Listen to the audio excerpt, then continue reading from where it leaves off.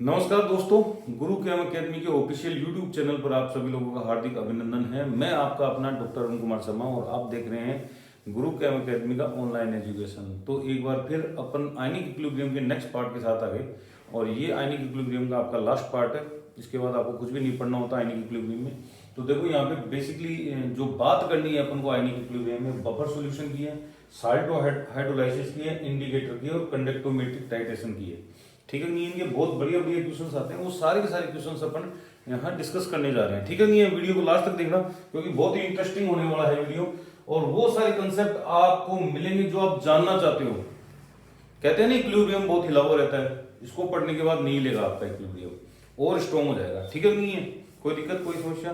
तो अपन इक्विलिब्रियम को स्टार्ट करें, लेकिन इससे पहले जो लास्ट वीडियो में हमने पीएच डिटर्मिनेशन की थी, किसकी की थी अपन ने, स्ट्रॉन्ग एसिड्स की भी की थी, स्ट्रॉन्ग बेसेस की भी की थी, मिक्सचर की थी और ट्रिक भी बताई थी आपको। ठीक है नहीं, वीक एसिड वीक बेस की पीएच भी निकाली थी अपन ने। तो अगर क्या हो कि अगर 2 वीक एसिडों का मिक्सचर आ जाए, उसकी आपको पीएच निकालनी पड़े, तो एच कंसंट्रेशन यहां से निकालोगे, उसके बाद देन आफ्टर आप क्या कर सकते हो, पीएच के लिए अप्लाई कर सकते हो। ठीक है नहीं है, कोई दिक्कत। और जब बेस की आएगी तो यहाँ पे के भी ले लेना, समझ में आ गई, के भी ले लेना, यहाँ पे क्या दिक्कत होगी। ठीक है।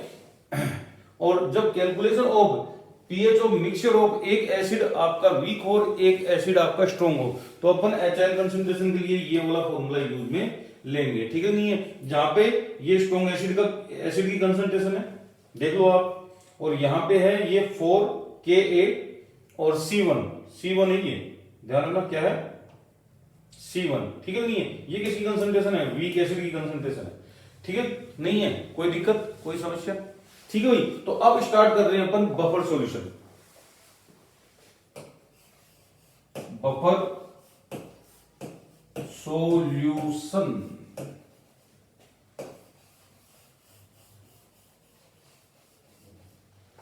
आपने कभी सोचा है कि आपके ब्लड का पीएच 7.234 मतलब जो भी होता है वो उतना ही क्यों रहता है, कभी चेंज क्यों नहीं होता? होता है चेंज, क्यों नहीं होता? आपके ब्लड का पीएच चेंज होता है, लेकिन ज्यादातर टाइम पर ब्लड का पीएच ये रहता है जबकि आप कितनी साल की एसिडिक बेसिक चीजें खाते रहते हो। ठीक है नहीं है, क्योंकि बफर जो ब्लड है आपका वो क्या है, नेचुरल बफर। तो सबसे पहली चीज तो अपन को पता होनी चाहिए कि नेचुरल बफर कौन है। Blood is our natural buffer, natural buffer. ठीक है, अब समझने की कोशिश करना, बफर वो सॉल्यूशन होते हैं जो एप्रिसिएबल अमाउंट, जितनी कंसीडर की जा सकती है, ठीक है नहीं है, यानी आटे में नमक जितना झूठ, एक तरीके से बोल सकते हैं। तो अपन क्या करेंगे, बफर सॉल्यूशन वो सॉल्यूशन होते हैं जिसमें स्मॉल अमाउंट ऑफ एसिड और स्मॉल अमाउंट ऑफ बेस जब भी ऐड करें तो अपने पीएच को चेंज नहीं होने देता वो। यानी कि बफर वो सॉल्यूशन है जो अपने पीएच को चेंज होने से रोकता है, कब, जब स्मॉल अमाउंट ऑफ एसिड और बेस ऐड किया जाता है। समझ में आ गई होगी कहानी। यानी कि solution which can resist their pH when we added small amount of acid और बेस। अब आप सोच रहे होंगे कि सर ये तो थोड़ी सी मुश्किल बात होगी, ये तो थोड़ी सी मुश्किल बात होगी कि आप एचआईएन डाल रहे हो या एसिड डाल रहे हो तो भी पीएच चेंज नहीं हो रहा। ठीक है नहीं है, और OHN डाल रहे हो तो भी पीएच चेंज नहीं हो रहा। ये तो थोड़ी मुश्किल बात होगी, तो मैं इसको बहुत इजी लैंग्वेज में आपको समझाऊंगा। देखो इधर मूवी देखते हो, मूवी तो मूवी में ज्यादातर मूवीज में क्या होता है, अपना हीरो किसी पर्टिकुलर जगह छुपा हुआ है,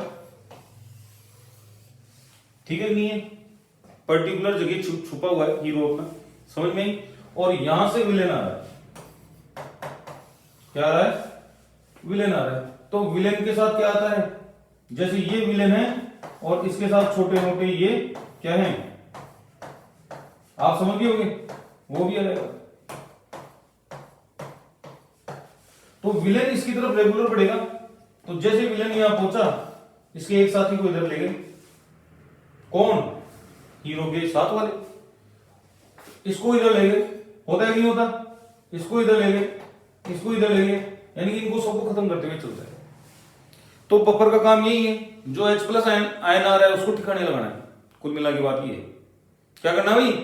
जो H प्लस आयन आ रहा है पीएच चेंज करने के लिए उसको ठिकाने लगा दो, या जो OH आयन आ रहा है उसको ठिकाने लगाओ। दोनों में से एक काम करो।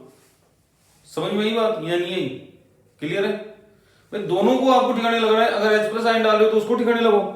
H प्लस आयन अगर सॉल्यूशन में दिखेगा नहीं तो पीएच कैसे चेंज होएगा? ऐसे ही अगर OH आयन सॉल्यूशन में नहीं दिखेगा तो पीएच कैसे चेंज होएगा? बिल्कुल सिंपल फंडा है। समझ में आई बात या नहीं आई? तो अपन इसको कैसे इलिब्रेट करते हैं, कैसे इसको देखते हैं, तो समझने की कोशिश करना। ये तो एग्जांपल लिया था, आई थिंक नहीं मजा आया होगा इस एग्जांपल में, कोई बात नहीं, आप समझने की कोशिश करना। जो बफर सॉल्यूशन है वो अपने पास दो प्रकार के बफर सॉल्यूशन है, ठीक है। एक तो सिंपल बफर होता है, कैसा होता है? Simple buffer, simple buffer. एक होता है मिक्स्ड बफर, बात करेंगे अपन दोनों की। मिक्स्ड बफर, इनके एक्शन भी देखेंगे अपन। दो प्रकार के बफर हो गए, एक तो कौन सा हुआ है बेटा? मिक्स्ड बफर, एक हुआ है आपका सिंपल बफर। तो ध्यान रखना, सिंपल बफर वो होता है जो केवल एक कंपोनेंट से बनता है, दूसरा कंपोनेंट आएगा ही नहीं, जरूरत नहीं पड़ेगी। ठीक है, नहीं है कोई दिक्कत, कोई समस्या? कंपोनेंट एक होना चाहिए, आपको एक ही दिखना चाहिए। तो ये जनरली क्या होते हैं? ये सोल्ट होते हैं। क्या होते हैं? सोल्ट होते हैं। क्या है? सोल्ट होते हैं। और सोल्ट जो होगा वो वीक एसिड और वीक बेस का सोल्ट होगा। किसको होगा? वीक एसिड और वीक बेस का सोल्ट होगा। वीक एसिड और वीक बेस का सोल्ट होगा। जैसे अमोनियम एसीटेट अच्छा बफर, अमोनियम एसीटेट अच्छा बफर, वीक एसिड का buffer, weak acid weak base का आपका सोल्ट है, तो ये बफर है। अब ये वर्क कैसे कर रहा है अपन इसके ऊपर बाद में आएंगे। देखो वर्क कैसे करेगा। आपको पता है सोल्ट आयोनाइज होता है 100%। तो ये जो अमोनियम एसीटेट है ये आयोनाइज हो रखा है आपके पास। ये एक तो एसीटेट में, एक अमोनियम में, बात सही है। अब जैसे ही मान लो कि ये सॉल्यूशन है, इसमें आप क्या डाल रहे हो? H प्लस आयन डाल रहे हो। तो ये क्या करेगा? एसीटेट आयन इस H प्लस आयन को ले जाएगा और ठिकाने लगाएगा। काहे में लगाएगा ठिकाने? देखो आराम से, ये बनाएगा एसिटिक एसिड, लगा दिया ठिकाने। और एसिटिक एसिड का आयोनाइजेशन न के बराबर होता है, नहीं होता। एसिटिक एसिड का आयोनाइजेशन नहीं होता, न के बराबर होता है, होता भी है तो ठीक है, नहीं है तो अपन तो ये बोलेंगे नहीं होता, तभी तो पीएच चेंजेस नहीं करेगा। और अगर मान लो कि आपने OH आयन डाला है इस सॉल्यूशन में, क्या डाला है बेटा? OH ion. तो OH आयन को कौन लेके जाएगा? ये लेके जाएगा और क्या बनाएगा? Ammonium hydroxide. अमोनियम हाइड्रोक्साइड जो है वो भी आयोनाइज नहीं होता है, होता है बहुत कम मात्रा में होता है, ठीक है, नहीं है। तो जो भी H प्लस और OH माइनस आयन आ रहे हैं उनको हम क्या कर रहे हैं? वीक कंपोनेंट में कन्वर्ट कर रहे हैं। H प्लस आया, वीक कंपोनेंट में कन्वर्ट कर दिया, ठीक है, नहीं है। आपका OH आयन आया, वीक बेस में कन्वर्ट कर दिया, बफर बन गया। ये बफर है, बस कुल मिला के बात ये है। बफर में क्या होना चाहिए? एक कंपोनेंट वीक होना चाहिए, बफर बन जाएगा आपका। चले भाई, कोई दिक्कत, कोई समस्या? तो आई थिंक समझ में आ गया होगा कि सिंपल बफर क्या है, एक ही सिंपल कॉम्प्लेक्स है। अगर आपके पास मिक्स्ड बफर का कंसेप्ट आए तो मिक्स्ड बफर के कंसेप्ट में क्या बोलोगे आप? कि यहां पे 2 टाइप के सॉल्यूशन आएंगे और उनसे आपका बफर बनेगा। क्या बनेगा? 2 टाइप के सॉल्यूशन आएंगे, ठीक है, नहीं है। तो पहले टाइप का सॉल्यूशन क्या कहलाएगा बेटा? Acidic buffer, acidic buffer, acidic buffer. और दूसरा बफर जो है अपना है वो बेसिक बफर। सेकंड बफर कौन सा है? Basic buffer. दोनों बफर है, दोनों की अपन यहां पे चर्चा कर लेते हैं। कौन एसिडिक बफर होएगा, कौन बेसिक बफर होएगा। तो एक तो डेफिनेशन के हिसाब से चलते हैं, दो डेफिनेशन बताऊंगा यहां पे मैं, ठीक है। नहीं है एसिडिक बफर कौन होगा, सुन लो, ऐसा सॉल्यूशन जो वीक एसिड रखे, क्या रखे, वीक एसिड रखे, ऐसा सॉल्यूशन जिसमें वीक एसिड हो प्लस सोल्ट हो, salt of same weak acid, salt of same weak acid with strong salt, with strong base, with strong base. एक तो ये ध्यान रखना है आपको, वीक एसिड होना चाहिए और सोल्ट होना चाहिए सेम वीक एसिड का, किसके साथ, स्ट्रॉन्ग बेस के साथ। सेम कंसेप्ट यहां पे लगेगा, वीक बेस होना चाहिए और salt of same weak base with strong acid, with strong acid. ये कौन सा बफर होगा, basic buffer, acidic buffer, basic buffer, acidic buffer, basic buffer, acidic buffer, basic buffer. कोई दिक्कत, कोई समस्या। कंपोनेंट देख लो आपका वीक है, ये रहा वीक कंपोनेंट है, ये देखो वीक कंपोनेंट, वीक कंपोनेंट।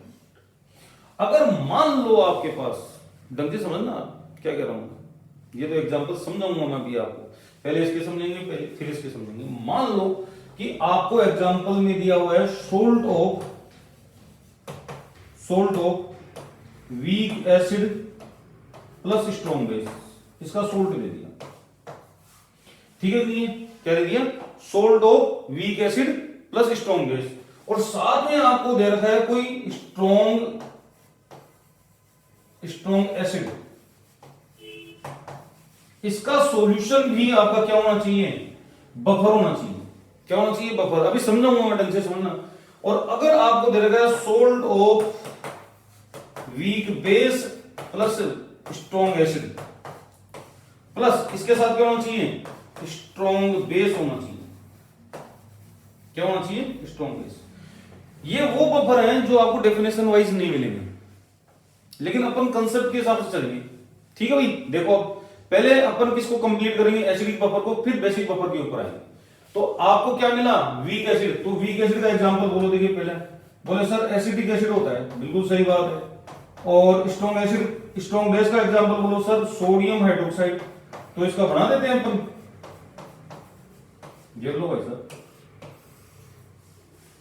बना नहीं बना, बन गया नहीं, क्या दिक्कत होगी, कोई समस्या नहीं है, इजीली बन गया आपका। इसी प्रकार से आप पोटेशियम ले सकते हो, कैल्शियम ले सकते हो। मेरे को क्या मतलब है यार, जो भी स्ट्रॉन्ग बेस है उनके साथ ले सकते हो। जैसे मान लो कि आपने ये ले लिया, आपने ये ले लिया कैल्शियम ले लो, कैल्शियम हाइड्रोक्साइड भी स्ट्रॉन्ग बेस होता है, कोई दिक्कत। HCl ले लो, HCl, NaCl ले लो, ऑक्जेलिक एसिड ले लो, क्या दिक्कत होगी, ऑक्जेलिक एसिड ले लो। तो इधर देख रहे हो आप, ऊपर वाला तो सोल्ट बना दिया, नीचे वाला एसिड की फॉर्म में, ये अकेला सोल्ट है। लेकिन इसको अपन कौन सी कैटेगरी में रखेंगे, सिंपल बफर की कैटेगरी में, सिंपल बफर की कैटेगरी में। दिख रहा है आपको, बफर ही तो है लेकिन एक कंपोनेंट यानी सिंगल से ही बन रहा है, कोई बात नहीं।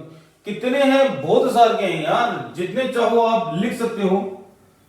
जैसे H2CO3 plus Na2CO3, calcium carbonate ले लो, क्या दिक्कत होगी। HF ले लो, KF ले लो, कोई सा भी वीक एसिड ले लो, नाइट्रस एसिड ले लो, सोडियम ले लो, क्या दिक्कत होगी। नाइट्रस एसिड ले लो, HNO2 ले सकते हो आप, कोई सा भी एसिड ले सकते हो। उस एसिड का आपको स्ट्रॉन्ग के साथ क्या चाहिए, स्ट्रॉन्ग बेस के साथ कंपोनेंट चाहिए। अब बोलोगे सर इसका क्या एग्जांपल, मैं समझा रहा हूं आपको, समझने की कोशिश करना। और जब भी कोई सॉल्यूशन बनता है तो ये तो आपको बने बनाए दिख रहे हैं, अब हम बनाएंगे तो बनाने वाले एग्जांपल में आएंगे ये सारे के सारे, ठीक है। नहीं है, देखो कैसे, देखने की कोशिश करना। जैसे मान लो कि भाई एसिटिक एसिड और NaOH का सॉल्यूशन बफर होगा क्या? बफर। बोलो सर वीक एसिड और स्ट्रॉन्ग बेस है, बफर कैसे बनेगा? बफर बन सकता है, बफर बन सकता है कब? जब एसिटिक एसिड की कंसंट्रेशन, जब एसिटिक एसिड की कॉन्सेंट्रेशन NaOH से ज्यादा होगी।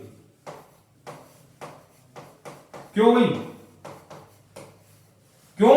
क्योंकि हमें इसका सोल्ट तो चाहिए, अरे इसका तो सोल्ट चाहिए चाहिए। ये देखो आराम से मिल गया, सोल्ट मिल गया, और थोड़ी बहुत अमाउंट इसकी भी चाहिए। और कोशिश तो ये करेंगे डबल ले, अपन कोशिश तो ये करेगी डबल ले। जैसे मान लो कि 0.1 इसका लिया तो 0.2 इसका लो, तो 0.1 ये बन जाएगा और 0.1 एसिटिक एसिड बचा हुआ रह जाएगा। और अच्छा बफर वही होता है जो वीक और उसके कंपोनेंट की कंसंट्रेशन ऑलमोस्ट इक्वल होती है। अच्छा बफर तो वही माना जाता है। समझ में कर सकते हो? कोई सा भी एग्जांपल आ जाए, एक वीक एसिड है, एक स्ट्रॉन्ग बेस है, और अगर 2:1 में मिला रहे हो उनको, तो बफर बनेगा ही बनेगा, कोई दिक्कत वाली बात नहीं है। कर सकते हो आराम से, इजी है, कोई दिक्कत। अब एक एग्जांपल और समझो कि जैसे ये वाला है, ये वाला सही बात है नहीं? आराम से समझना, ये वाला है और मैं ये कह रहा हूं कि HNO3, क्या ये बफर है? क्या क्या ये बफर है? आप बोलोगे सर बफर नहीं है। नहीं भैया, ऐसा काम नहीं करना अपन को। देखो रिएक्शन करो दोनों के बीच में, दोनों के बीच में रिएक्शन करवाया तो हमें मिला, ओहो एसिटिक एसिड मिल गया अपन को, और NaN3 मिल गया। इधर मिला नहीं मिला? NaN3, तो आपको वीक कंपोनेंट मिल गया। क्या मिल गया? Weak component. अगर इसकी कंसंट्रेशन ज्यादा है इसके कंपैरिजन में, तो ये जो है 0.1 ही तो बनेगा, और ये 0.1 क्या रह जाएगा? अनरिएक्टेड। क्या रह जाएगा? अनरिएक्टेड। अब इन दोनों का मिक्सचर जो है वो बफर होगा कि नहीं होगा? ये इनडायरेक्ट बफर के एग्जांपल है, इसीलिए मैंने लिखवाया था कि वीक एसिड और स्ट्रॉन्ग बेस का salt plus strong acid. Clear है? कर सकते हो आराम से। बस ये ध्यान रखना कि बफर बनाने के लिए आपको किसकी कंसंट्रेशन ज्यादा रखनी है, किसकी कम रखनी है। क्लियर है? तो ये तो किसकी कहानी खत्म हुई? एसिडिक बफर की कहानी खत्म होगी। किसकी कहानी होगी? एसिडिक बफर की। अब चलते हैं अपन बेसिक बफर की तरफ। तो आ जाओ बेसिक बफर साहब। बेसिक बफर में अपन क्या करेंगे? बेसिक बफर में क्या करेंगे? पहला कंसेप्ट लेके आएंगे वीक बेस। तो वीक बेस तो साहब अमोनियम हाइड्रोक्साइड, अमोनियम हाइड्रोक्साइड। और दूसरा क्या है भाई? स्ट्रॉन्ग एसिड के साथ, तो एक तो HCl ही ले लूं तो अमोनियम क्लोराइड हो गया, अमोनियम नाइट्रेट हो सकता है, अमोनियम सल्फेट हो सकता है। भाई स्ट्रॉन्ग एसिड के साथ तो बनाएंगे अपन, क्या दिक्कत होगी? ये देखो, आप चाहो तो एमीन बना लो, एमीन और अमोनियम क्लोराइड का सॉल्यूशन देख लो आप। वीक एसिड और वीक बेस और वीक बेस और स्ट्रॉन्ग एसिड का मिक्सचर। ऐसे ही आप चाहो तो ये वाला हो सकता है पिरिडीन, पिरिडीन दिख रहा है आपको? ये रहा पिरिडीन। और आप क्या ले सकते हो? पिरिडीनियम क्लोराइड, ये पिरिडीनियम क्लोराइड, यानी पिरिडीन प्लस HCl। चाहो जितने एग्जांपल लिख लो, कौन मना कर रहा है आपको? बस आपको पता होना चाहिए कि वीक एसिड, वीक बेस कौन है, वीक बेस के साथ आपको स्ट्रॉन्ग एसिड। अब यहां पे लिखा है salt of weak base and strong acid. तो जो कंसेप्ट उधर बताया था वो यहां पे अपन अप्लाई कर सकते हैं। चेक करते हैं अपन। पहले तो एक चीज बताओ मेरे को, पहले तो एक चीज बताओ कि इन दोनों का मिक्सचर जो है, मिक्सचर ये दिख रहा है आपको, ये बफर बनाएगा कि नहीं बनाएगा? बिल्कुल बनाएगा। कब बनाएगा? जब इसकी कंसंट्रेशन इससे डबल हो, यानी कि ये 0.2 m है, ये 0.1 m है। इसकी कंसंट्रेशन आपको डबल रखनी है, क्योंकि सोल्ट बनेगा, सोल्ट के बराबर किसकी कंसंट्रेशन होनी चाहिए? आपके वीक कंपोनेंट की या वीक एसिड की। कर लोगे आराम से। और देख और एग्जांपल देखो, आपने जैसे अमोनियम क्लोराइड का सॉल्यूशन लिया साहब, क्या लिया, अमोनियम क्लोराइड का सॉल्यूशन, और उसमें NaOH डालने की कोशिश करोगे, NaOH डाल दिया।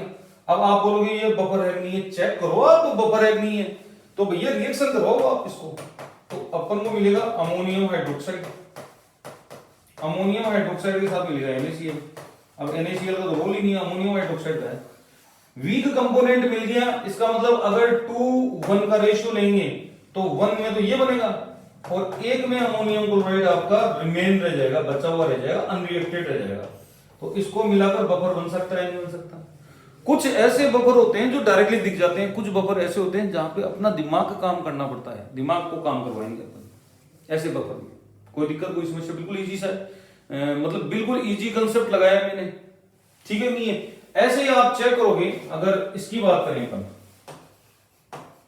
इसकी बात करें, ये बफर होगा कि नहीं होगा, तो हम चेक कर लेते हैं। बोले सर इस रिएक्शन से हमें वैसे तो डाइक्लोर कार्बन मिलती है, लेकिन मैं सब्स्टिट्यूशन रिएक्शन टाइप में करवाने जा रहा हूं, तो क्या हुआ, वाटर मॉलिक्यूल फॉर्मिक एसिड मिलेगा, क्या मिलेगा, फॉर्मिक एसिड मिल गया भाई।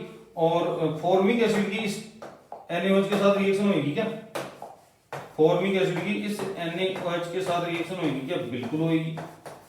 क्या बनेगा NaOH के साथ रिएक्शन करके, ये बनाएगा HCOONA।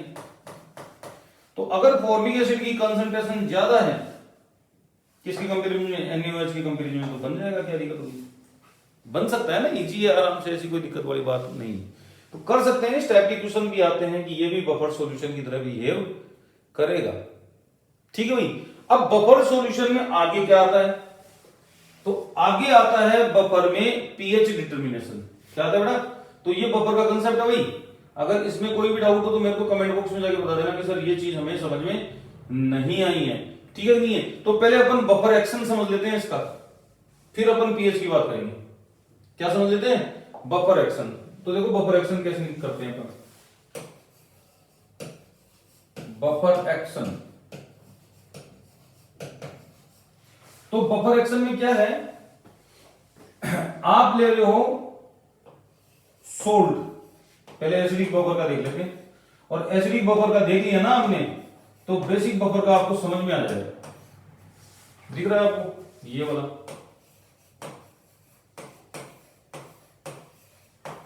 और ये 100% आयनाइज है, 100% आयनाइज, यानी 100 मॉलिक्यूल उस पे ले रहे हो तो 100 के 100 ये बन रहे, 99 मान लो, 100% नहीं होता तो, ठीक है नहीं है। और साथ में अपन एक और ले रहे हैं एसिडिक एसिड, आयनाइजेशन तो इसका भी होगा, बहुत बढ़िया बात भाई, आयनाइजेशन तो इसका भी होगा, मैं कब मना कर रहा हूं नहीं होगा, लेकिन इसका जो आयनाइजेशन है वो वेरी वीक है, यानी कि ये 1% के आसपास ही आयनाइज हो, और ये कितने हो रहे हैं, 99% आयनाइज, फर्क है दोनों में। अब जैसे ही आपने इसमें H+ आयन डालने की कोशिश की, किसमें हुई, हाँ एसिडिक बफर जो है एसिड के प्रति रेजिस्टेंस होता है, बेसिक बफर बेस के प्रति रेजिस्टेंस होता है, ये ध्यान रखना। जैसे ही आपने H+ आयन डालने की कोशिश की, ये H+ आयन तुरंत तुरंत तुरंत किधर जाएगा भाई, बताओ, तुरंत किधर जाएगा, इधर गया। तो यहां पे क्या होगा, H आयन की कंसंट्रेशन इंक्रीज हुई, H आयन की कंसंट्रेशन क्या हुई है, इंक्रीज हुई है, कोई दिक्कत हुई, कोई दिक्कत। और आपको देखो इधर H आयन की कंसंट्रेशन इंक्रीज होगी, तो ला सेटली प्रिंसिपल क्या बोलता है, इक्विलिब्रियम पर अगर किसी कंसंट्रेशन बढ़ाते हो तो इक्विलिब्रियम उस कंसंट्रेशन को कम करने की कोशिश करता है, तो ये बैकवर्ड डायरेक्शन में मूव होता है, ये इक्विलिब्रियम कौन सी डायरेक्शन में जाएगा, बैकवर्ड डायरेक्शन में। और एक बार जो इसकी झोली में जाके गिर गया, रिफंड नहीं है, क्यों, 1% ही रिफंड। अगर आपने 100 H+ आयन डाले तो एसिटेट इधर से निकालेगा बाकी का, आपको यूं लग रहा होगा बोले सर एसिटेट आयन कहां से आ गए, ये रहना एसिटेट आयन, ये यहां पे सप्लाई कर देगा जरूरत पड़ेगी तो। और जैसे ही H+ आयन की कंसंट्रेशन बढ़ी, ये इक्विलिब्रियम कौन सी डायरेक्शन में जाएगा, बैक डायरेक्शन में। और बैक डायरेक्शन में जाने का मतलब क्या हो गया कि यहाँ पे एसिडिक एसिड बन गया, और एसिडिक एसिड के पास रिटर्न का कोई मतलब नहीं है कि रिटर्न नहीं देगा ये H+ आयन, क्योंकि वीक है, वीक आयोनाइज है, 1 to 2% आयोनाइज होता है, क्यों देगा ये? तो बढ़ाओ H+ आयन की कंसंट्रेशन, बैक साइड में जाएगा हर बार इक्विलिब्रियम। कौन सी साइड में जाएगा? बैक साइड में। फिर कह रहा हूं दिमाग में ये आ रहा होगा एसिटेट आयन कहां से आएगा? ये रहा एसिटेट आयन, और एसिटेट आयन यहां से निकलेगा तो ये ज्यादा आयनाइज होगा, उल्टा ज्यादा आयनाइज होगा। समझ में आ गई? और अति तो हर चीज के लिए, अगर आप उसे ओ डाले ये खत्म हो जाए तो क्या, फिर तो बढ़ेगा ही बढ़ेगा पीएच। तो मैंने तो ये कहा छोटा सा अमाउंट डालना है एसिड और बेस का, तो पीएच बढ़ने से रोकेगा कौन? Buffer solution. ठीक है नहीं है? ऐसा का ऐसा कंसेप्ट जो है, आपने बफर एसिड के बारे में देखा, आप बफर बेस के बारे में भी देख सकते हो। ठीक है नहीं है? तो बफर बेस की कहानी देख लो।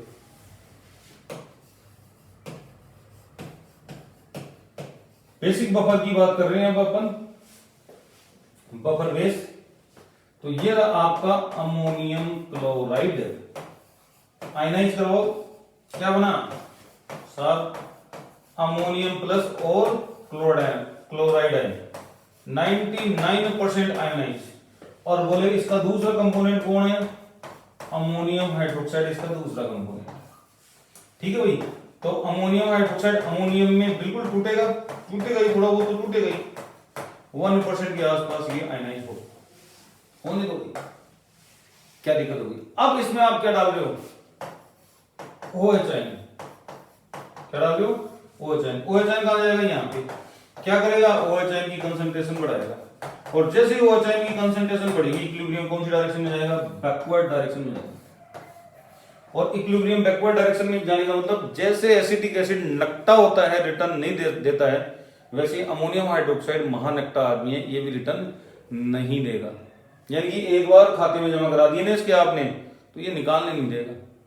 निकाल सकते हो 1%, दे दिए हमने हजारों %, और निकालने दे रहा है 1%, ये कौन सी बात है? ठीक है नहीं है? बेकार बैंक। इसलिए वीक एसिड और वीक बेस क्या होते हैं? कम आयनाइज होते हैं। इसी कारण हम बफर बनाते समय वीक कंपोनेंट का यूज में लेते। तो आई थिंक बफर एक्शन समझ में आ गया होगा, बिल्कुल इजी सा था, कोई दिक्कत नहीं है। ठीक है नहीं है? अब बफर एक्शन के बाद में आता है पीएच ऑफ बफर। बेटा क्या आता है? PH of buffer.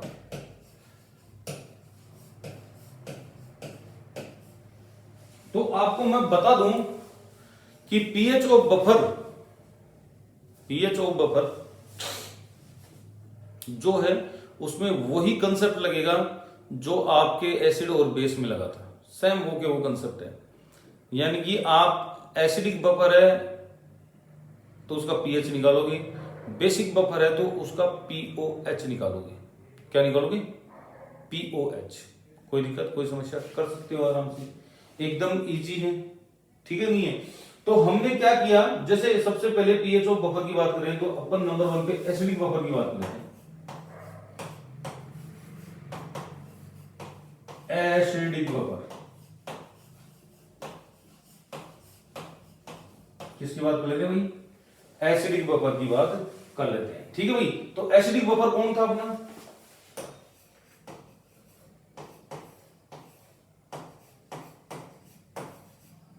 बोले सर इसका मिक्सचर था,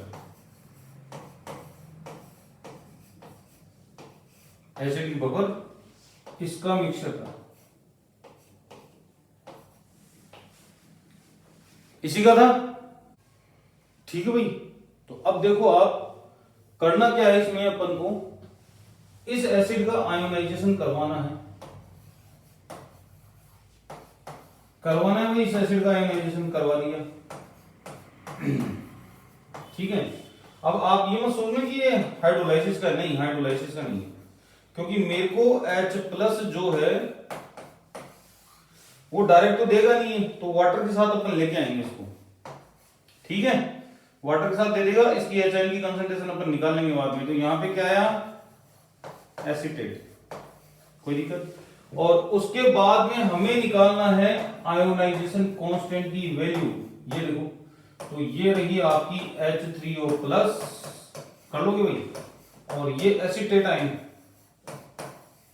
क्या भाई? Acetate ion. डिवाइडेड बाई क्या है, एसिटिक एसिड। अब मेरे को तो चाहिए ये, तो मैं इसको बाहर निकालता हूं, पहले निकाल लिया बाहर, ठीक हुई, इसको बाहर निकाल लिया, आराम से देखो समझो। तो क्रॉस मल्टीप्लाई करूंगा मैं, के ए, यहां पे क्या है,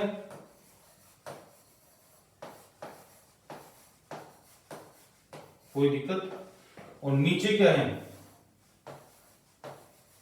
सोल्ट, क्या है नीचे, सोल्ट, कोई दिक्कत। अब क्या होता है, negative log of H ion concentration pH होता है, बिल्कुल सही बात है, तो अपन नेगेटिव लॉग लेते हैं direct, negative log of this क्या होगा आपका, पीएच, लिखो फिर। तो यहां पे मैं क्या करूंगा, एक साथ ही लिख देता हूं एक बार, तो नेगेटिव लॉग, ठीक है भाई। तो अब देखो ये दोनों मल्टीप्लाई में, तो इसका मतलब ये माइनस का चिन्ह तो बाहर रखो एक बार, तो ये दोनों मल्टीप्लाई में, तो के ए वो प्लस हो जाएगा, और नीचे वाला जो है वो डिवाइड में है, क्या है बेटा, डिवाइड में, तो डिवाइड वाला कहीं क्या होता है, माइनस होता है, बहुत बढ़िया बात, ठीक है। नहीं है सोल्ट क्यों लिखा अपन ने, यहाँ पे एसिटेट आयन आएगा ना, अपन एसिटेट आयन ही लिखेंगे पूरा, एक बाद में लिखेंगे सोल्ट, तो ठीक है भाई। यहाँ पे क्या लिखना है अपन को, एसिटेट आयन ही लिखना है।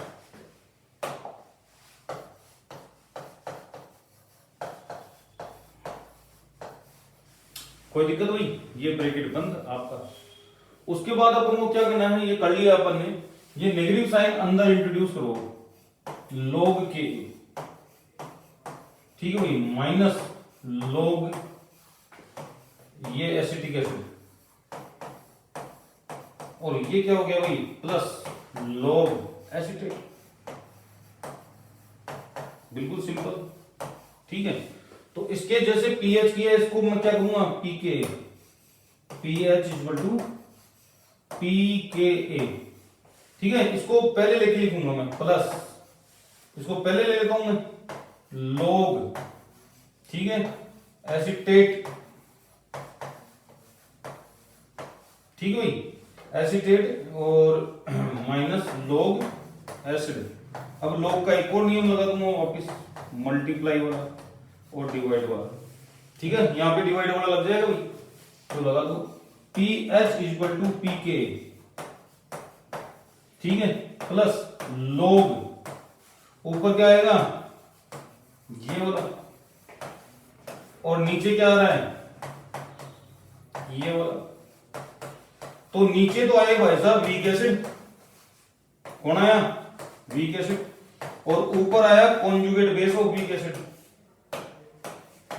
Conjugate base of, conjugate base of weak acid. Check करो देखिए सही बोला है कि नहीं बोला मैंने, कॉन्जुगेट एसिड तो लिखा हुआ है ऊपर, तो कॉन्जुगेट एसिड कहां से आता है, सोल्ट से ही तो आता है, तो दिमाग में फिट रखना अपने, ये चीज अपने दिमाग में फिट रखना भाई, P H equal to P K A, हाँ जी, plus log salt divided by acid की कॉन्सेंट्रेशन। कोई दिक्कत, कोई समस्या, तो ये भैया एसिडिक बफर की पीएच आ गई। अब क्या होगा सर, बेसिक बफर की भी निकालो, निकाल लेते हैं, देखो इधर, ये एसिडिक बफर की है, तो बेसिक बफर की क्या निकलेगी, POH, यहां पे क्या आएगा, PKB, प्लस लॉग क्या आएगा, सोल्ट, नीचे क्या आएगा, बेस। बोले सर हमें तो पीएच निकालनी है, आप तो पीओएच लिख दिया भैया, पहले तो पीओएच ही निकलेगी ना, 14 में से माइनस करो, फिर क्या करो, 14 में से माइनस करो, तो पीएच निकालना है आपको, तो 14 माइनस पीओएच करना पड़ेगा, तो कर दो 14 माइनस, हाँ जी, पीकेबी, यहां पे minus log salt divided by base. कोई दिक्कत, हाँ भाई, कोई समस्या। तो ये तो आपका आ गया पीएच और ये क्या होता है, ये होता है pKa। pKa आपको रिलेशनशिप बताया था ना मैंने, pKa dot pK plus pKb equal to pKw equal to 14, ये वाला। तो वो कंसेप्ट लगा देंगे अपन, लगा दो, क्या दिक्कत होगी, लगाओगे तो लगाने के बाद ये तो 14 हो गया, ये माइनस आएगा, minus log should upon base, इसमें उल्टा कार्यक्रम है, माइनस है उसमें प्लस है, वो तो होना ही है, वो तो होना ही है, पीएच जो निकाल रहे हो आप, इसलिए माइनस तो आना ही है, माइनस तो आना ही है। यहां पे सोल्ट डिवाइडेड बाई एसिड, यहां पे salt divided by base, minus का चिन्ह कर लोगे। अब इनको रिवर्स करके भी कई कई बार क्या होता है एग्जाम में डायरेक्ट फॉर्मूले पूछ लिए जाते हैं। ये दोनों इक्वेशन हेंडरसन हेल्पलेस रिएक्शन कहलाती है, हेंडरसन इक्वेशन के नाम से जानी जाती है। कौन सी इक्वेशन है, हेंडरसन इक्वेशन, बस आपको ये ध्यान रखना, बस इतना ही काफी है, बाकी का यूनिक नाम मिलेगा आपको, हेंडरसन इक्वेशन, दोनों की दोनों कर सकते हो आप, कोई दिक्कत कोई समस्या। अब सबसे इंपॉर्टेंट बात है कि भाई इनके ऊपर न्यूमेरिकल्स, तो इनके न्यूमेरिकल्स अपन लास्ट में करेंगे, या फिर एक वीडियो अलग से बना दूंगा, कोशिश तो करूंगा कि लास्ट में क्वेश्चन ऐड कर दूं इसके, ठीक है नहीं है तो 10-15 क्वेश्चन अगर अपन कर लेंगे इसके, तो क्वेश्चन कहीं नहीं अटकेंगे अपन, क्लियर है, कोई दिक्कत। अब जो चल रहे हैं अपन चलेंगे बफर कैपेसिटी के ऊपर, किसके ऊपर चलेंगे, बफर कैपेसिटी के ऊपर, बफर कैपेसिटी, बफर कैपेसिटी। पहली चीज होती क्या है बफर कैपेसिटी, बफर कैपेसिटी का मतलब ये होता है कि उस बफर की कितनी कैपेसिटी है कि वो अब कितना अमाउंट एसिड या बेस का डलवा सकता है, कब तक, जब तक पीएच चेंज नहीं करते। मैं समझाता हूं इसको। मान लो कि सॉल्यूशन अपने पास दो है, एक तो सॉल्यूशन फर्स्ट और एक solution second, solution second, buffer solution है दोनों के दोनों, ठीक है नहीं है। आपने क्या किया, आपने यहां पे 0.1 m HCl डाला सर, तो इसका पीएच चेंज हो गया 1, कितना चेंज हुआ, पीएच 1, और इसका पीएच चेंज करने के लिए आपने 0.4 m HCl डालना पड़ा आपको। इतना डालने के बाद आपका पीएच चेंजेज हुआ 1, यानी कि 0.1 m डालने पर कोई इफेक्ट नहीं हुआ, 0.2 m डालने पर भी कोई इफेक्ट नहीं हुआ, 0.3 m डालने पर भी कोई इफेक्ट नहीं हुआ। पीएच चेंज जाकर कहां हुआ, 0.4 m पर। इसका मतलब ये वाला अच्छा बफर है, ये वाला क्या है, अच्छा बफर है। क्यों है, क्योंकि ये ज्यादा अमाउंट पर पीएच चेंज कर रहा है। तो अपन को पता होना चाहिए, अपन को पता होना चाहिए कि बफर कैपेसिटी क्या है, change in pH, change in pH when amount of acid और base added to buffer solution, ये बफर कैपेसिटी है, सीधा सा है। तो इसका फॉर्मूला कैसे करेंगे अपन, तो हमें चेक करना पड़ेगा। आप देखोगे इधर जो आपकी बफर रेंज है वो चेक करनी पड़ेगी पहले, तो आपने बफर रेंज कितनी रख रखी है, ठीक है नहीं है। जैसे मान लो कि आपने बफर रेंज जो है, बफर रेंज एसिडिक बफर की आपने कर रखी है पीएच pKa प्लस माइनस 1, ठीक है नहीं है।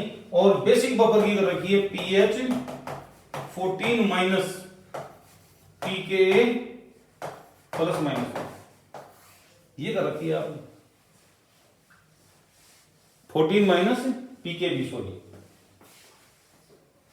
14 माइनस pKb और प्लस माइनस 1 कर रखी है बफर रेंज।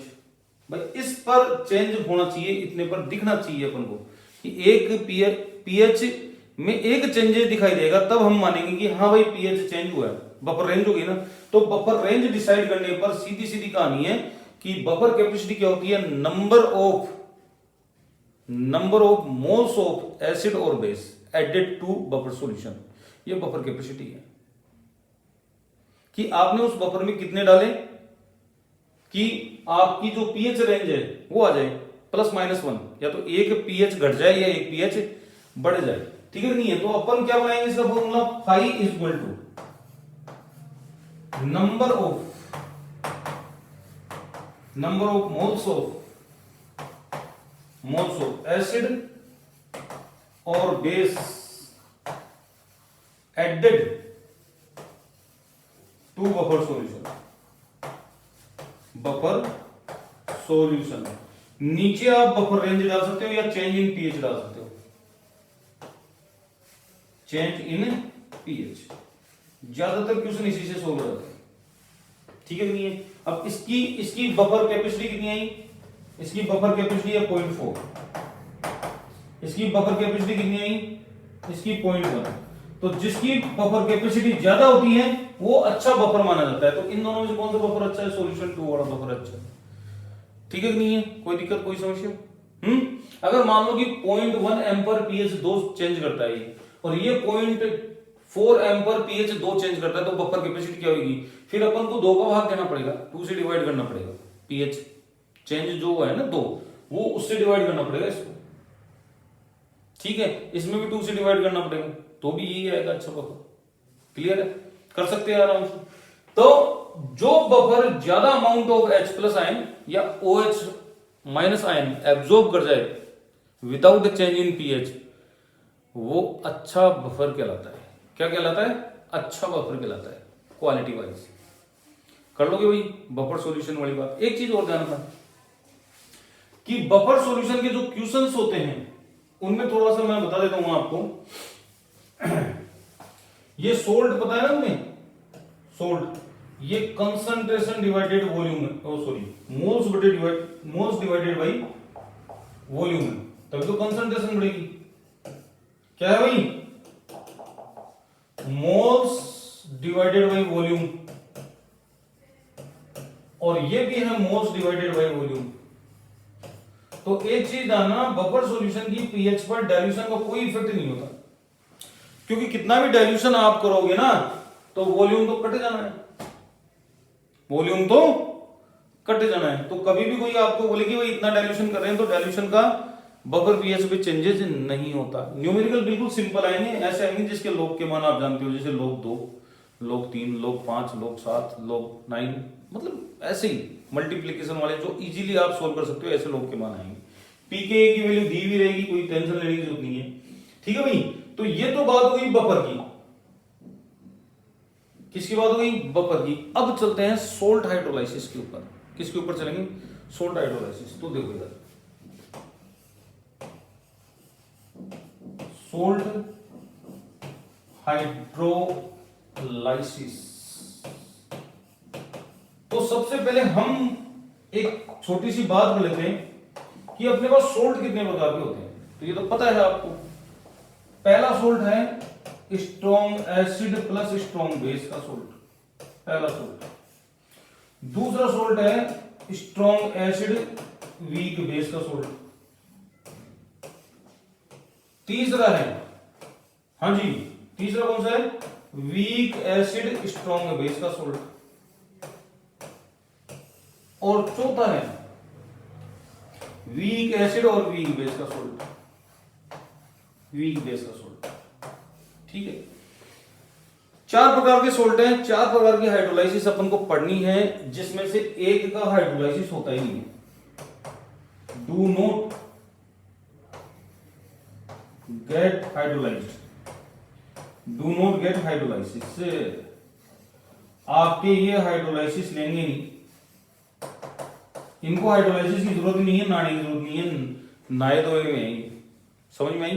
तो सोल्ट हाइड्रोलाइसिस में स्ट्रॉन्ग एसिड और स्ट्रॉन्ग बेस से बने हुए सोल्ट का हाइड्रोलाइसिस नहीं होता, और इनके एक्वस सॉल्यूशन की पीएच, एक्वस सॉल्यूशन की जो पीएच होती है वो एक्यूरेट 7 होती है। कोई आपसे पूछे तो बता दे, ठीक है? नहीं, जैसे पूछे कि एक्वस सॉल्यूशन ऑफ NaCl की पीएच क्या होगी, तो आंख बंद करके 7। Aqueous solution of calcium chloride की कितनी होगी? 7। LCM aqueous solution of sodium sulphide तो 7। स्ट्रॉन्ग एसिड और स्ट्रॉन्ग बेस का कंपोनेंट दिख जाए और उसके एक्वस सॉल्यूशन की पीएच पीछे तो पूछे तो आंख बंद करके 7 करके आनी है, कुछ भी नहीं करना इसके अलावा, ठीक है? नहीं है, इसका हाइड्रोलाइसिस होता है। क्या होता है? इसका हाइड्रोलाइसिस होगा। और इसका भी हाइड्रोलाइसिस होएगा, इसका भी हाइड्रोलाइसिस होएगा, दोनों होएगा। अब थोड़ा सा समझने वाली बात है कि जो वीक होता है, वीक कंपोनेंट सबसे ज्यादा वही काम करता है।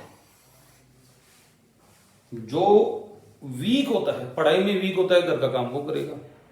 समझ में आई बात? समाज में वीक होता है तो ढोने ढाने का काम वो करेगा।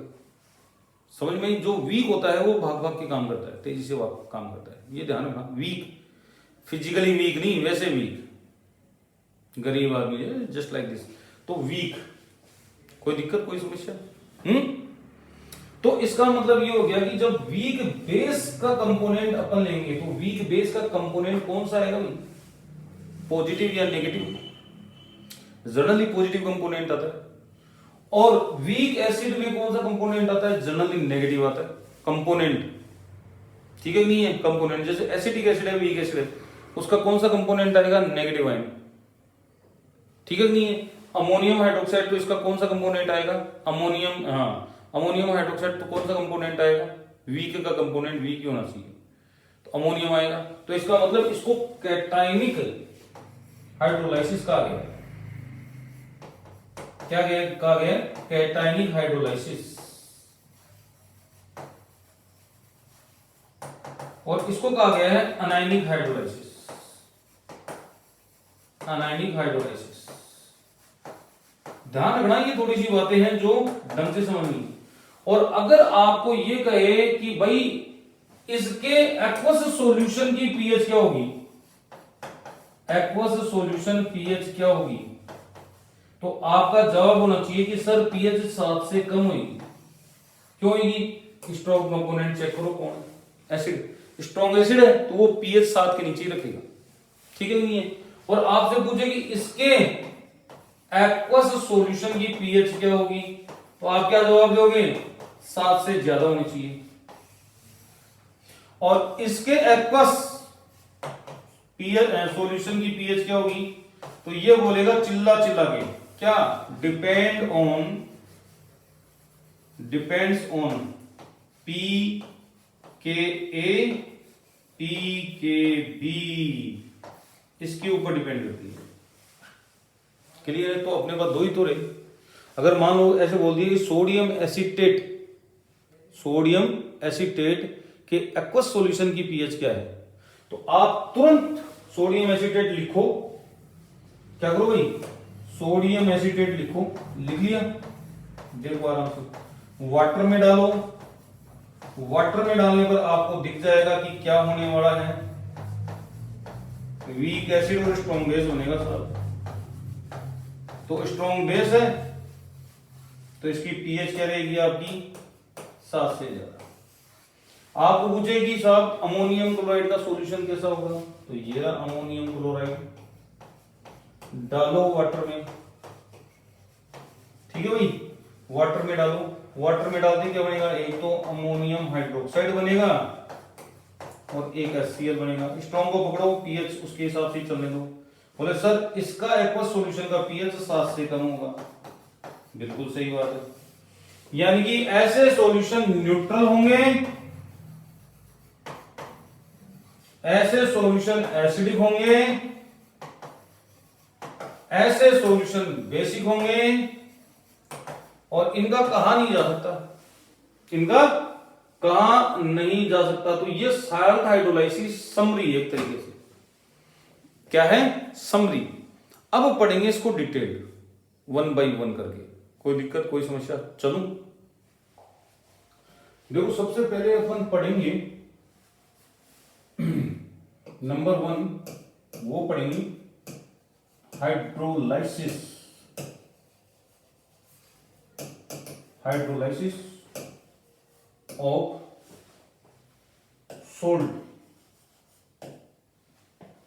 salt of strong acid and weak base।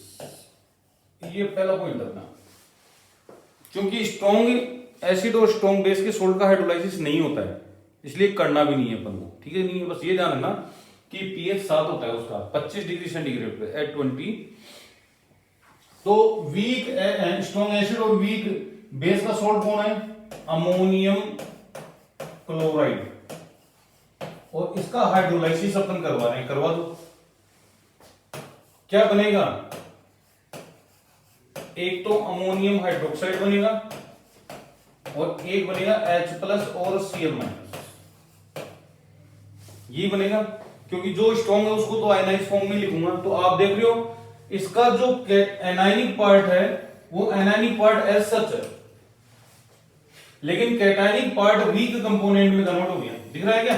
तो इसका मतलब ये हो गया कि यहां पे जो एक्चुअल में हाइड्रोलाइसिस हुआ है वो कैटायनिक पार्ट का हुआ है। दिख रहा है आपको मैं क्या कह रहा हूं? जो हाइड्रोलाइसिस हो रहा है वो किसका हो रहा है? कैटायनिक पार्ट का। ये देखो कैटायनिक, इसी कारण से इस हाइड्रोलाइसिस को अपन कैटायनिक हाइड्रोलाइसिस भी कहते हैं। ठीक है नहीं है? अब ध्यान रखना यहां पे 3 इक्वेशन काम में आती है बेसिकली, 3।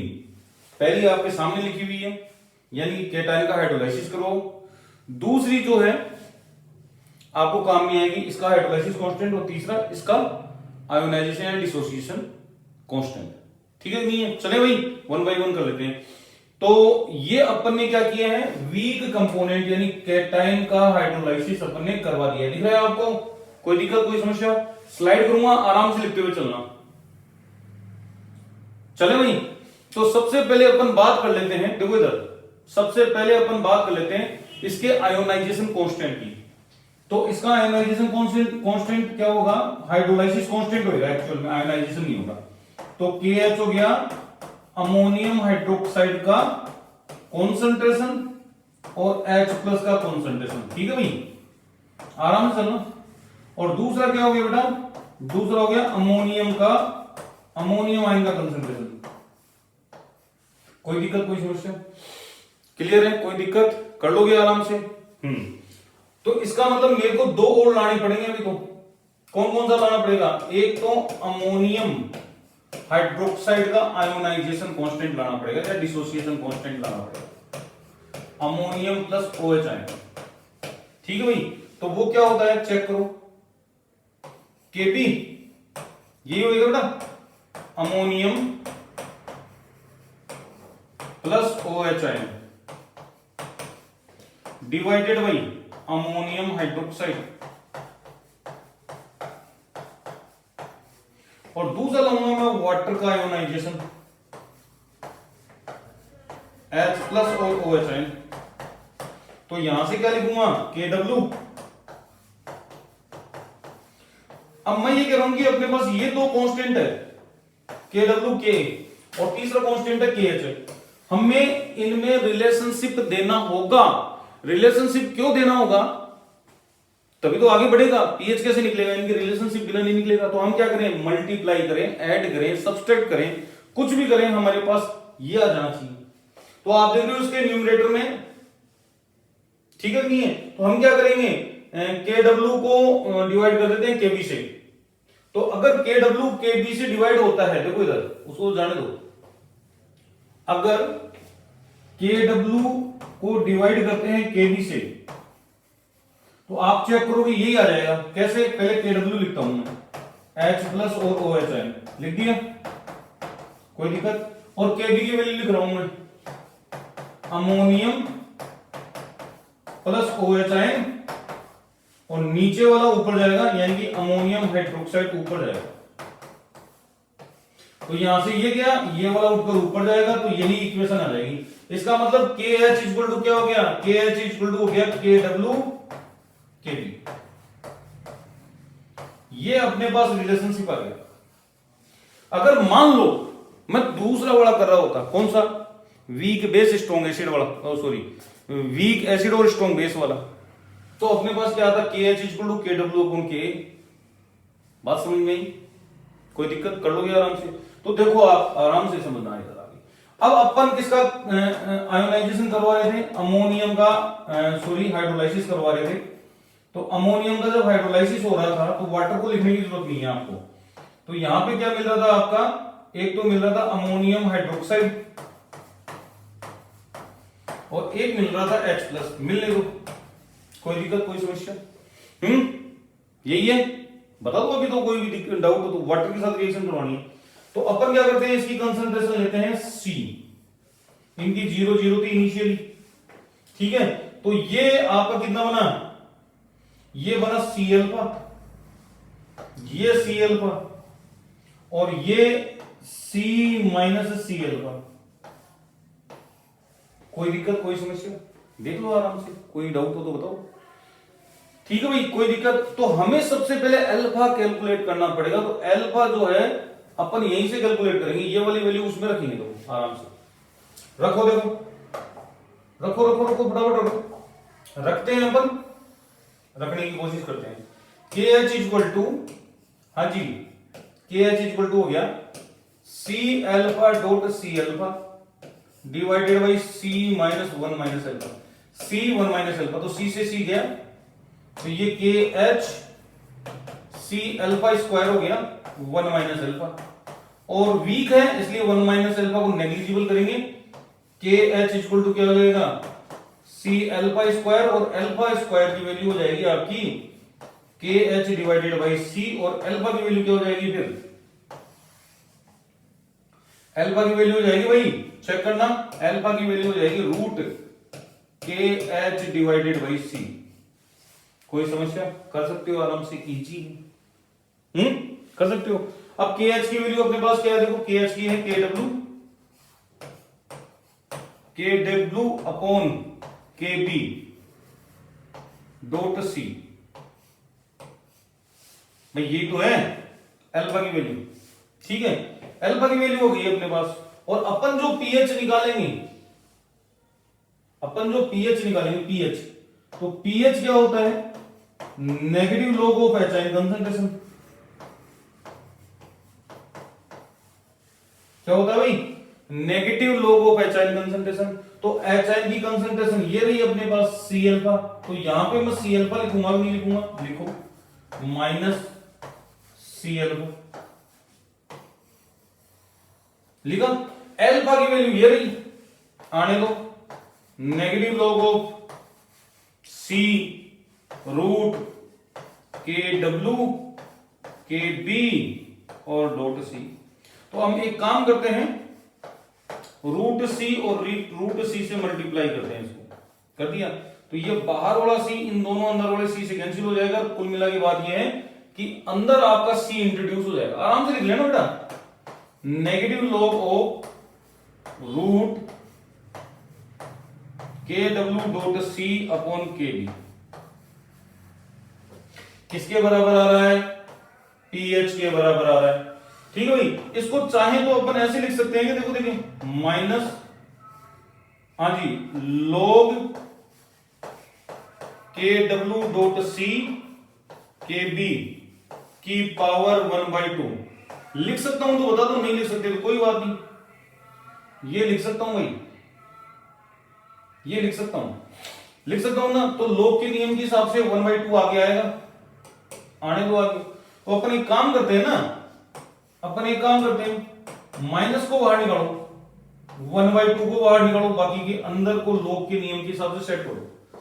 देखो इधर लॉग के W plus log c minus log के बी डिवाइड में है ना, इसलिए माइनस है। कोई दिक्कत, कोई समस्या, कर सकते हो आराम से। अब मैं क्या करूंगा, मैं इस माइनस को अंदर इंट्रोड्यूस करूंगा। आप चाहो तो 1/2 को भी इंट्रोड्यूस कर सकते हो, है ना। तो चलो करते हैं, 1/2 log के डब्ल्यू, ठीक है भाई, minus log 1/2 log c, minus इसको माइनस ही रखूंगा मैं, 1/2 बाहर रहने दो, ठीक है, log के बी। हाँ भाई, यही हुआ, 1/2 और माइनस अंदर इंट्रोड्यूस कर दिया मैंने। अब देखोगे आप, इसका मतलब क्या होता है, इसका मतलब होता है पी के डब्ल्यू डिवाइडेड बाई 2, ठीक है। इसको आगे लेके आते हैं अपन। इस ब्रैकेट वाले के अंदर का मतलब क्या होता है, ये माइनस है, इसका मतलब क्या होता है, पी के बी होता है डिवाइडेड बाई 2। इसका कोई मतलब नहीं होता, इसलिए पढ़े रहने दो इसको। 1/2 log C। कोई दिक्कत, कोई समस्या? ये आपका फॉर्मूला आ गया। पी के डब्ल्यू की वैल्यू 25 डिग्री सेंटीग्रेड पे कितनी होती है भाई? कितनी होती है? जवाब दो। 14। तो अपन लिखेंगे यहाँ पे 14/2 माइनस 1/2 पी के बी माइनस 1/2 log C। और 14 का क्या आएगा भाई? 7 माइनस 1/2 पी के बी माइनस 1/2 log C। अब शुरुआत जब की थी अपन ने तो एक चीज बताई थी मैंने। क्या बताई थी मैंने? मैंने ये बताई थी कि इसका पीएच 7 से कम रहेगा। PH less than 7, less than 7, ठीक है, यानी कि एसिडिक सॉल्यूशन रहेगा इसका। क्या रहेगा? Acidic solution. आप दूसरे वाले को भी ऐसे ही कैलकुलेट कर सकते हो, सेकंड पार्ट जो है इसका एनायनिक हाइड्रोलाइसिस का, ठीक है नहीं है? तो मैं उसका डायरेक्ट फॉर्मूला लिख देता हूं, इसको देखकर। उसका पीएच क्या रहेगा? 7 से ज्यादा रहेगा। तो आने दो, पीएच 7 प्लस 1/2 पी के ए, सही बात है, plus 1/2 log C। log C ये किसका आ गया? ये उस सोल्ट का आ गया, सोल्ट ऑफ स्ट्रॉन्ग, हाँ जी, स्ट्रॉन्ग बेस और वीक एसिड, ठीक है नहीं है? यानी कि यहां पे आप एसिटेट आयन का हाइड्रोलाइसिस करवाओगे, यानी कि ये कौन सा हाइड्रोलाइसिस हो गया? Anionic hydrolysis. खुद सेट करके देख लेना बेटा, एनायनिक हाइड्रोलाइसिस। और इसका जो पीएच है, इसका जो पीएच है, इसका जो पीएच है वो ग्रेटर देन 1 रहेगा, ग्रेटर देन 1। कोई दिक्कत? और यहां पे जो वो कंसेप्ट आएगा के एच का, रिलेशनशिप का, के एच इक्वल टू क्या आएगा? के डब्ल्यू अपॉन के ए आएगा यहां पे। बाकी का तो कोई चलेगा कंसेप्ट, ठीक है नहीं है? अब तीसरा और बच गया, तीसरा भी यही करवा रहा हूं क्योंकि एक चीज से ये तीनों समझ में आ जाती है, तो ज्यादा कुछ करने की जरूरत नहीं होती है अपन को। तो तीसरा भी देख लो।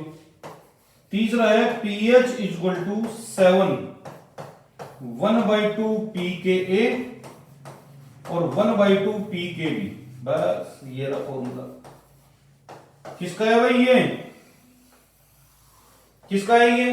ये उस साल्ट का है, salt of weak acid plus weak base, ठीक है? और कैटायनिक एनायनिक दोनों प्रकार के हाइड्रोलाइसिस होते हैं। यहाँ पे क्या होते हैं बेटा? कैटायनिक और एनायनिक दोनों प्रकार के हाइड्रोलाइसिस होते हैं। और यहां पे जो KH की वैल्यू आएगी वो आएगी KW divided by KA dot KB।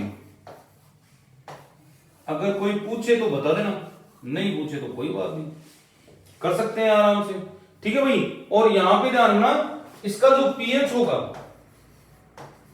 क्या होगा? पीएच होगा, वो किसके ऊपर डिपेंड करेगा? वो पीके और पीके बी पर डिपेंड करेगा। पीएच डिपेंड्स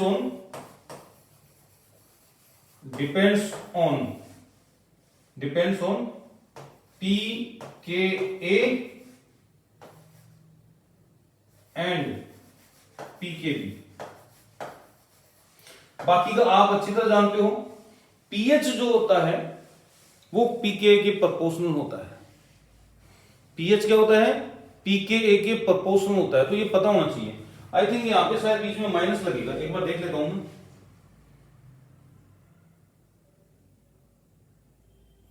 यहां पे माइनस है,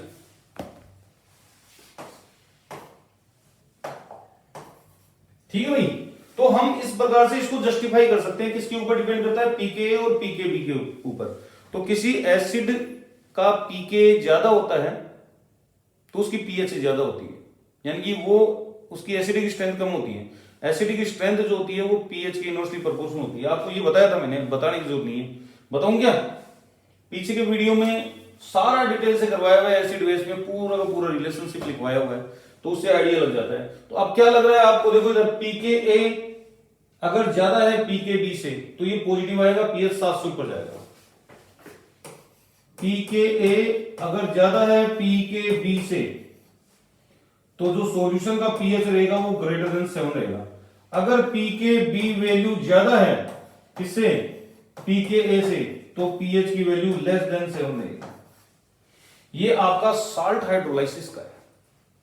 साल्ट हाइड्रोलाइसिस खत्म, बिल्कुल इजी था, कर सकते हो आराम से। एक पॉइंट से सारे समझाए गए, कोई दिक्कत ही नहीं है, कर लोगे। बस ये फॉर्मूलाज जो मैंने लिखे हैं यहाँ पे वो आपको पता होना चाहिए भाई कौन सा फॉर्मूला किसके लिए लागू होगा। स्ट्रॉन्ग एसिड और स्ट्रॉन्ग बेस वाले में तो कुछ भी लागू नहीं होगा। पहला वाला किसमें लागू हो रहा है, दूसरा वाला किसमें लागू हो रहा है, तीसरा वाला किसमें लागू हो रहा है, ये पता होना चाहिए। और इनके रिलेशनशिप क्या है, KH और KB के बीच में या KW के बीच में, ये रिलेशनशिप आपको पता होने जरूरी है। ठीक है भाई, एक चीज मैं भूल गया आपको बता देता हूं, वो बफर सॉल्यूशन में ही अपन बात कर लेते हैं उसकी। अपन ने ये बात की ना बफर सॉल्यूशन की, तो बफर एक्शन की भी बात की थी अपन ने, ये बफर एक्शन की। तो बफर एक्शन में क्या है मैं समझा देता हूं कि अपन ने पीएच की तो बात कर ली, लेकिन मान लो कि पीएच चेंज हो रहा है, तो कितना पीएच चेंज होगा वो भी तो देखना है अपन को। अरे कितना पीएच चेंज होगा, जब आप एसिड और बेस की क्वांटिटी डालोगे तो कितना पीएच चेंज होगा वो भी अपन को देखना है।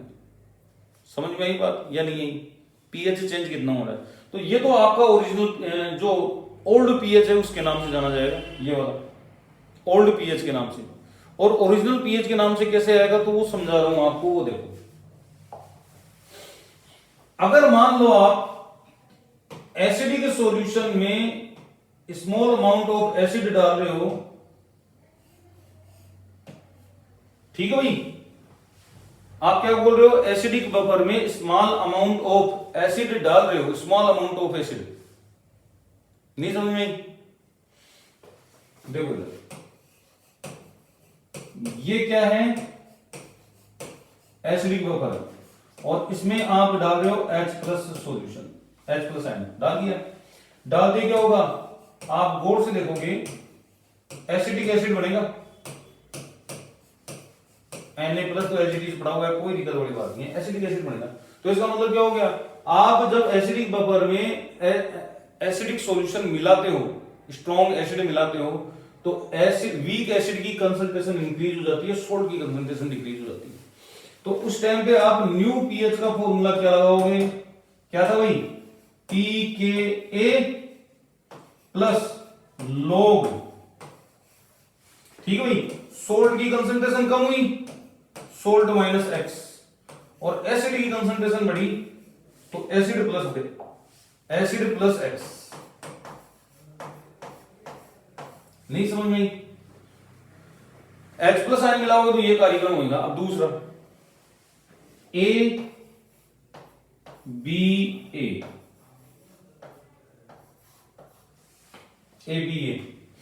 ABA में उल्टा कार्यक्रम होता है।